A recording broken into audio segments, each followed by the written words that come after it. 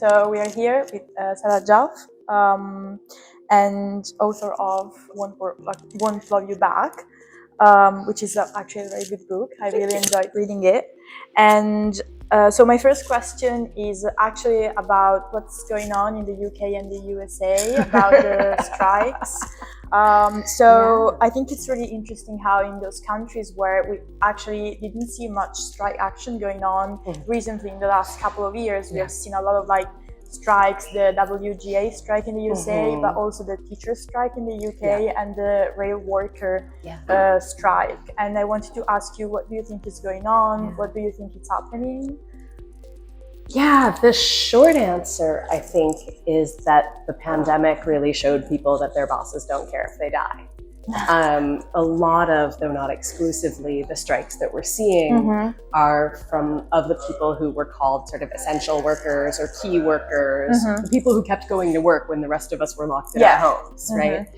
And so they had this real sense that their lives didn't matter, no matter how much people were sort of clapping and cheering. At the end of the day, they were being asked to risk their lives so that the rest of us could stay safe. So I think that's one part of it. Okay. And the second part of it is that, briefly during the early days of the pandemic, we kind of saw governments do things like the American government sent everybody a $1,400 check. The British government expanded or created a furlough program that paid employers to keep workers employed even when they weren't working.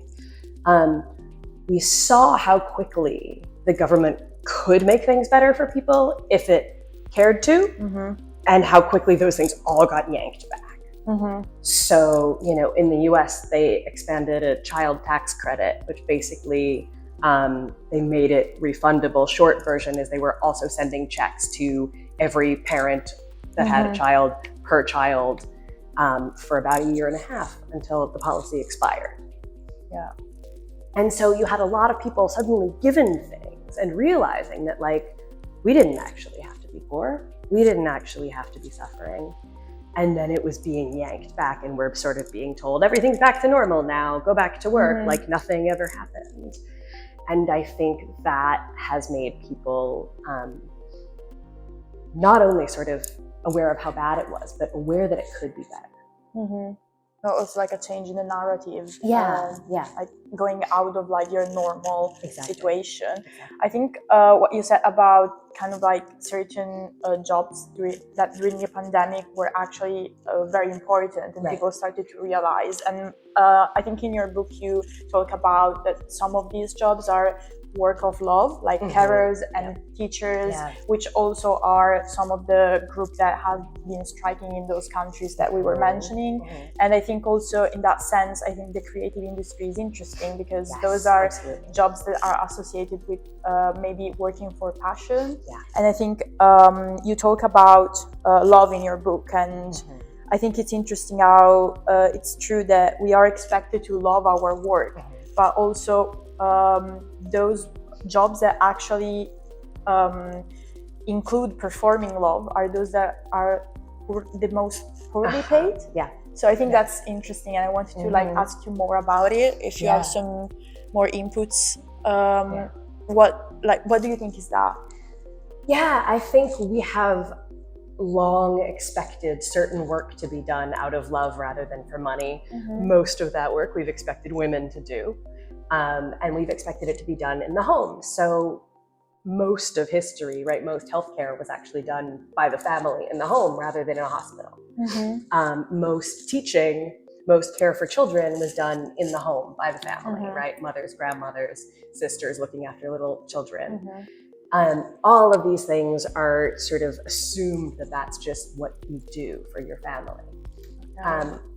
When it moves into the paid workforce, when women are moving into the paid workforce, they're often moving into jobs that look like the things we expect women to do in the home. So the example I give in the book of teaching, when the US was first creating its public school system, they sort of looked around and went, oh, it's going to be really expensive if we pay men to teach these kids because we have to pay men real money. But women are great with kids. We don't have to teach them anything because they know how to take care of children. And we can pay them less because they don't need real jobs. They're gonna either live off their father or live off their husband if they get married. So teaching, in essence, becomes a low-wage profession for women mostly to do for a couple of years before they go get married, and they'll bring in another generation of young women. For a long time, teachers would get fired when they got married. So this history sort of makes explicit the story that we see in a lot of other professions, that like, you're not really supposed to do this for a real job. You're not really supposed to need money for it. And if you ask for money for it, there's sort of something wrong with you. Do you think it's also because maybe we struggle to admit that we need love? And so if we start to admit that we need love and we want to pay for it, I think maybe it will be disappointing for some people to realize that you need love and the other person maybe is like doing it for like, you know, because I have to. Yeah. No, that's a really interesting point. I was just having a conversation with a friend the other day about sort of the problems with care in society and with funding care work and all of this stuff. And we started talking about how hard it is for people to accept being cared for too.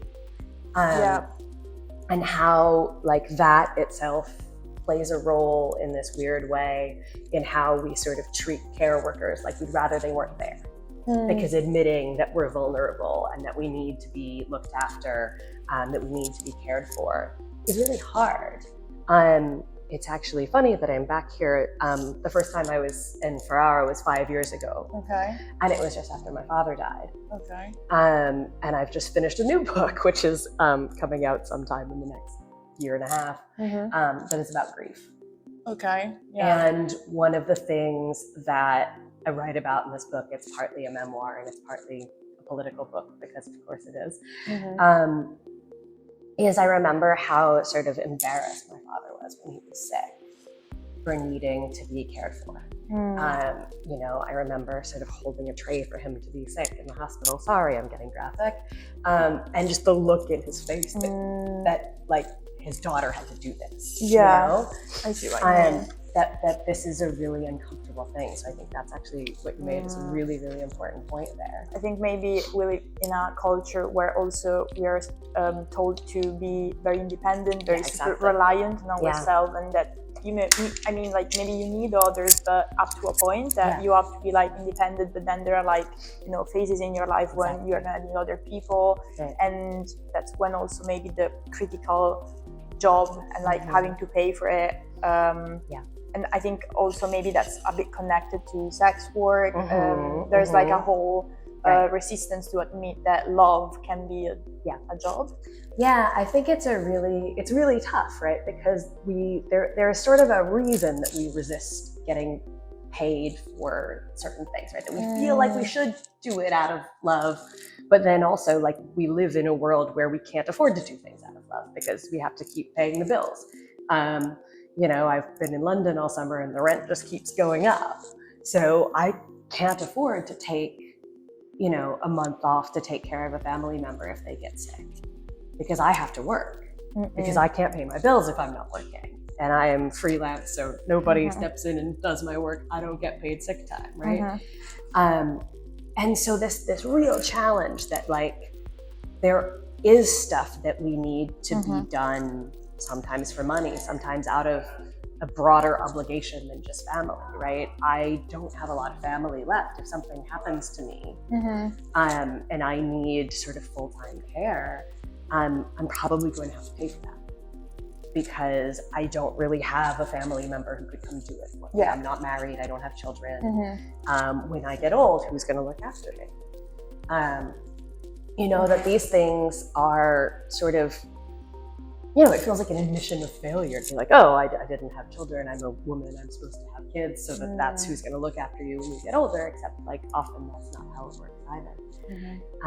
So yeah, we have this sort of entangled thing that like, I think there's a real like sort of anti-capitalist value to sort of challenging the idea that like care should be paid for. But at the same time, like care has to be paid for because we live in a society where we have to be paid in order to pay everything else. So unless we completely change the way that we live, which I think we should, if that has not been clear, we are going to have to do things out of pay. And maybe even if we do completely change the way society is done, we're still going to need to make sure that people get cared for, even if nobody loves them enough. Like, that sounds terrible, but, you know,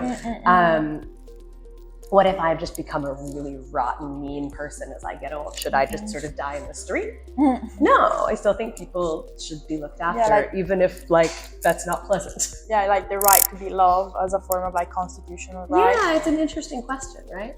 Yeah, it is. Actually, I thought also another question you asked in the book, that what would you do with your time if you didn't have to work? Yeah. Which I think after this conversation will be love. Yeah, I'm one of many guys. I mean, I like to think that I would probably still write, but what I would write would probably be very different. If I didn't have to think about making money at it. If I didn't have to write a book proposal that then I go take into a publisher and hope that they think they can sell. If I could just write exactly what I wanted to write, it might look very, very different. There are all sorts of things that I would do if I didn't have to worry about money. I would make all sorts of weird art things, probably. And I think a lot of people would, right? I think there's a lot of creative stuff that people sort of don't do because they had someone tell them a version of what my father told me, which is, no, you can't do that. You have to get a real job. You have to pay the bills. Yeah, and so I would love to see the things that people would make if they had time and didn't have to worry about money. Thank you for your time, and it was lovely. Thank you.